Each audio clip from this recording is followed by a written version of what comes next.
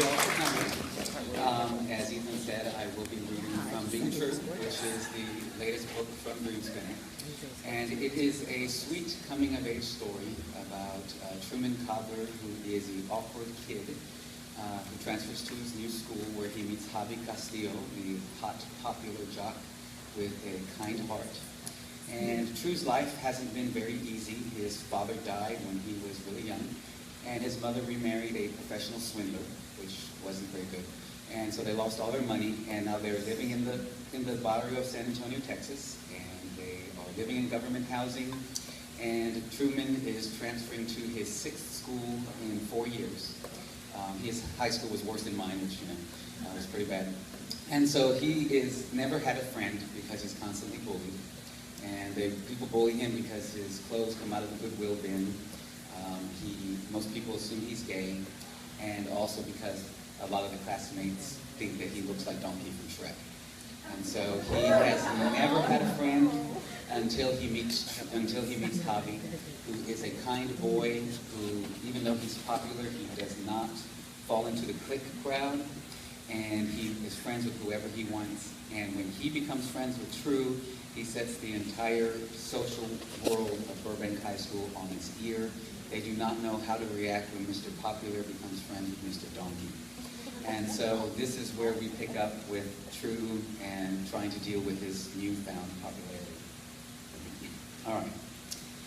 It was one of the craziest days I'd ever had at school. In each class, students who'd been ignoring me since day one were asking me questions about homework or my weekend, as if we'd gone to middle school together.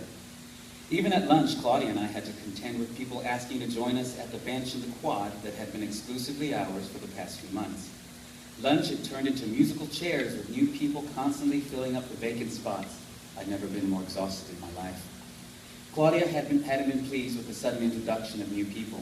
As a fellow outcast, she detested most of the classmates who talked to us, probably because they were primarily conversing with me and excluding her.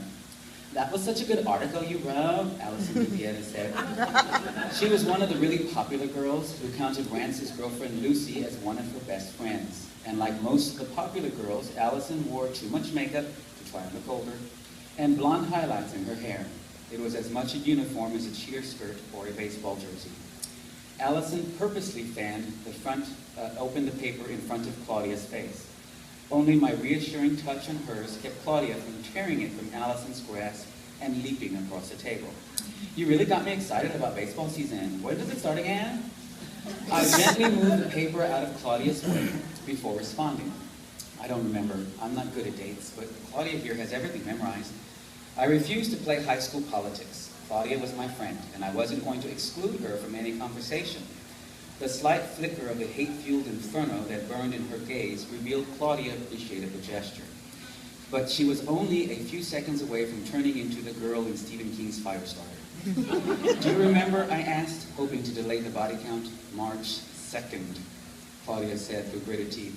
"That sucks," Stephanie Gonzalez said, jutting out her lower lip. Not as popular or as thin as Allison or Lucy, Stephanie was a lackey who did as she was told. That was why she was allowed to hang with the cool crowd. She had yet to be given permission to be a cool girl clone. Stephanie's makeup was more moderate, and her dark hair was highlight-free. "That's too long to wait." "Well, baseball is a spring game," Claudia said, in a tone that bit deeper than the hungry zombie on her shirt. "Tell me something I don't know," Allison replied, her red lips gathered into a smirk.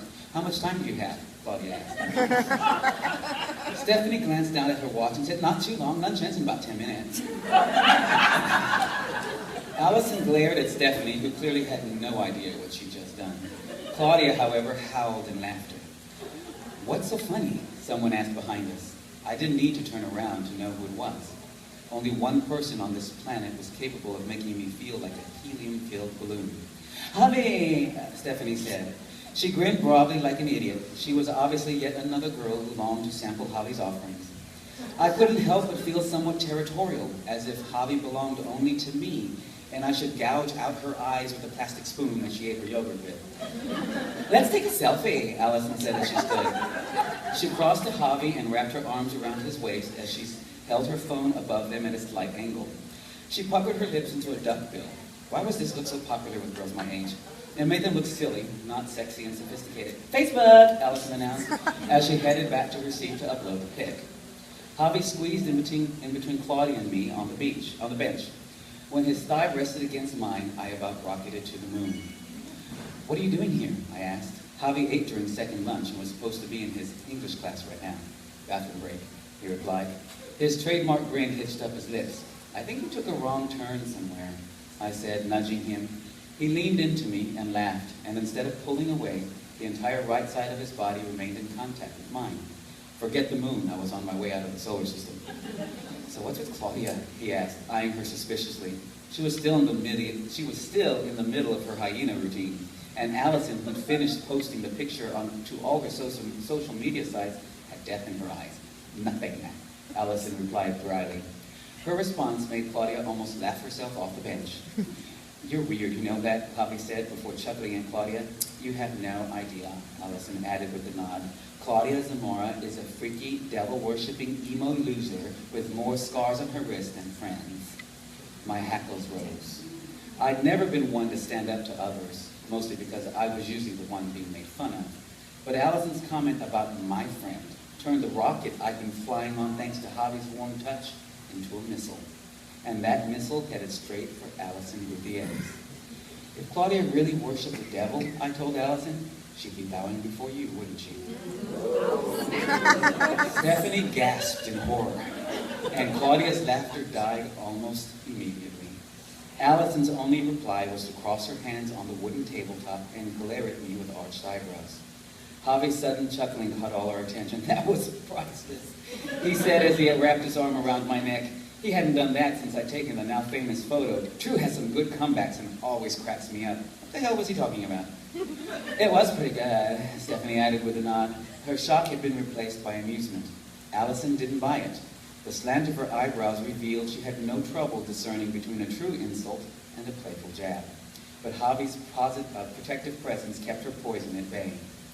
I'll give you that one, Tru, she said with a hesitant smile, but everyone only gets one. I understood the warning. If I crossed Allison one more time, she'd find some way to cut me off at the knees. Being friends with Javi apparently only went so far. What are you doing this weekend? Javi asked. He no doubt desired a subject change. What else but a party at Heather's tomorrow night? Stephanie answered. Heather Barnes was one of the richer students at Burbank. He nodded as if he'd forgotten about the gathering. What time does it start? 10 o'clock, Allison answered. You coming? Javi turned to me. Are we? I not only became speechless, but turned deaf too. After all, I couldn't have heard Javi correctly. There was no way he was inviting me to a party filled with popular kids and jocks. You should come, Allison said with a nod. This time she was looking at me, not Javi. Everyone will be there. Why did it suddenly feel as if someone had walked all over my grave? I couldn't stop shaking. What do you say, he asked. He switched his gaze from me to Claudia, then back to me again. We should all go. I don't think so, Claudia said with a snort. Not my scene. Allison's quick sideways glance at Claudia seemed to be her way of saying, no shit.